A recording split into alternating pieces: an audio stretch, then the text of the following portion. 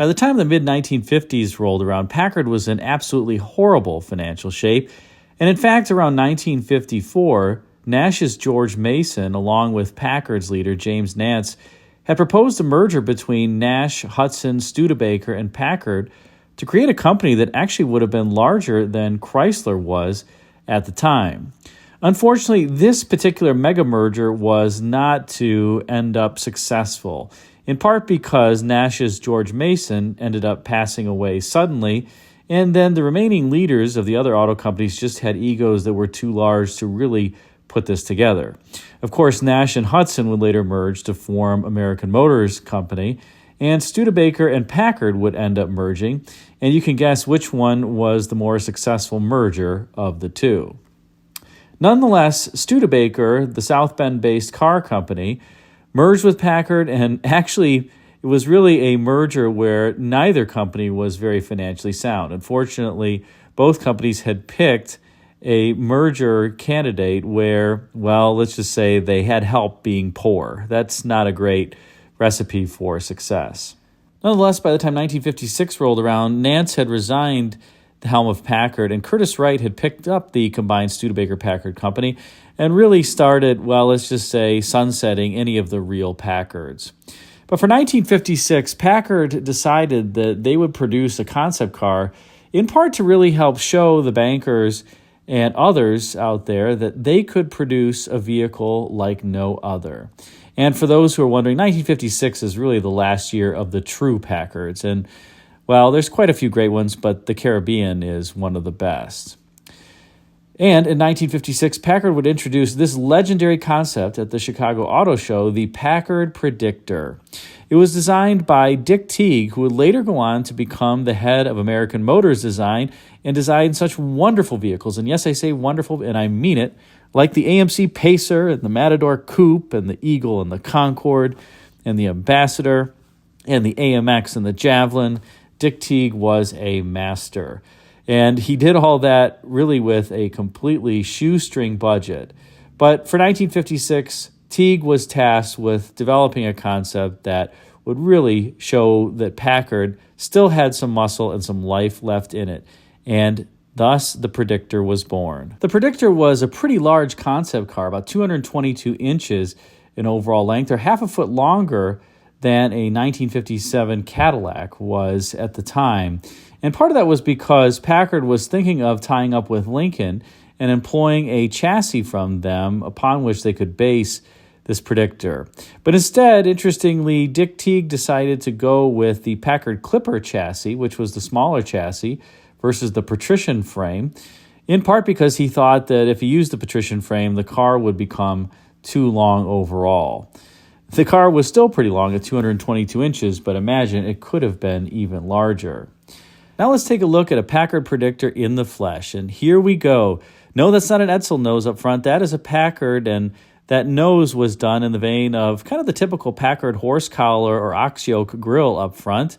Notice that there's concealed headlights in the Predictor as well, and an overall relatively small amount of chrome aside from the bumpers. You don't see chrome adorning the body sides. It's just tastefully employed on the nose as well as this front bumper.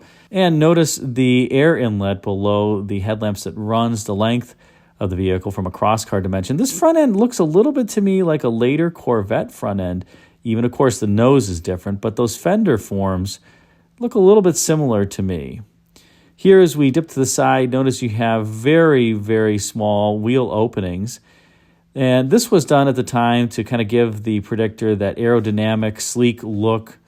And you can see on this side that roll-top desk-like T-top is here closed and seals off against the door glass. Now notice the windshield also has this wraparound form, and the door handles are flush with the overall body side. That wraparound windshield gave some great sight lines, and you notice it's also quite tall, but the A-pillars could be a little bit intrusive to side view.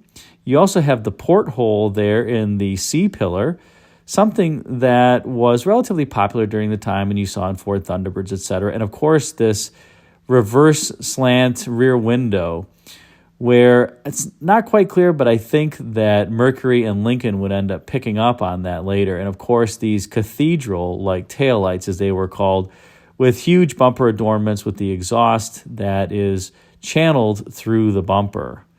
Take a look here, and you can see the exhaust in the reverse light there. And again, the cathedral-style taillights. That would be a Packard hallmark in its final years from a design standpoint. That bumper in the taillight form is pretty cool. I also love the strakes that run down the back of the trunk. Those at least serve to give that flat form some dimension overall. Here's the interior with the 4-spoke steering wheel. They have relatively small speedometer, and interestingly, a lot of gauges that are clustered in the center of the instrument panel as opposed to closer to the driver. But I suppose when you were driving around in your Packard Predictor, you were not trying to go fast and look at all the gauges. You were just having fun driving from point A to point B. Now, the Packard Predictor under hood had the Clippers version of Packard's 352 cubic inch V8, which made 260 horsepower. Recall that I mentioned that this was built atop a Clipper chassis. As we take a look here again at this C-pillar form, this was also employed on an earlier Packard concept called the Balboa, also done by Dick Teague. So Dick Teague was really advocating for this, and like I said, I think Lincoln Mercury kind of picked it up, perhaps because James Nance eventually ended up at Ford, the individual who was formerly the leader of Packard. Again, these cathedral taillights, those would end up on 1955 production Packards and would be integrated into the tail fins. Incidentally, that rear window could also be lowered, similar to Lincoln Mercury products of later years. Now on the inside, as was the case for the day, everything seems to be operated by push buttons. The windows, including the rear window, the roof panels, the hidden headlights, Packard's Ultramatic transmission. Although this car does have swiveling bucket seats up front, but they don't have adjustable seat tracks. Apparently they couldn't get that to work with the swiveling seat. So you're going to have a bit of an uncomfortable ride if you're driving your Predictor and really want those swivel seats. Incidentally, those swivel seats that you see in the back seats here also had reversible cushions, so you could select between cloth and leather, similar to the Packard Caribbean.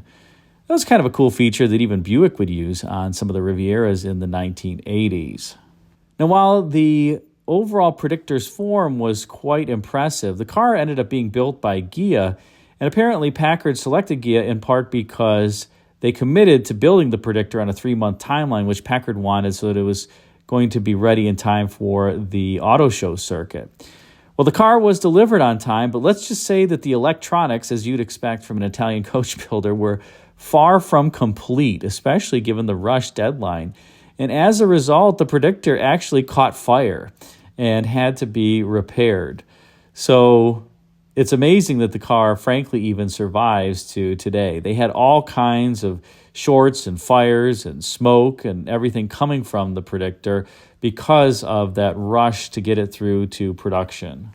Unfortunately, the Predictor was not going to end up coming to market as a final vehicle for sale, as by June of 1956, Packard production, or at least the production of real Packards, would conclude, and shortly thereafter, Curtiss Wright would end up selling off various assets of the company. And although some cars were produced that were Packard in name, they really weren't the same as the true Packards at all. The car was, in fact, given to the city of South Bend as Studebaker was going out of business, and it eventually landed in the hands of Studebaker's National Museum and was restored in the late 1980s. Now, when it was restored, the car was repainted, all the wiring was redone, and the car was discovered to be quite heavy. The doors were about 10 inches thick overall, and so that clippered 352 cubic inch, 260 horsepower V8 wasn't going to motivate this Predictor very quickly, but still the car, it would be hard to say, is anything but cool. Certainly when you think that this was produced in 1956. I should mention as well that the Predictor featured Packard's self-leveling torsionaire ride, where each wheel had a torsion bar that effectively served as a spring, and there was a little electric motor, kind of like a starter motor, that would basically help self-level the car.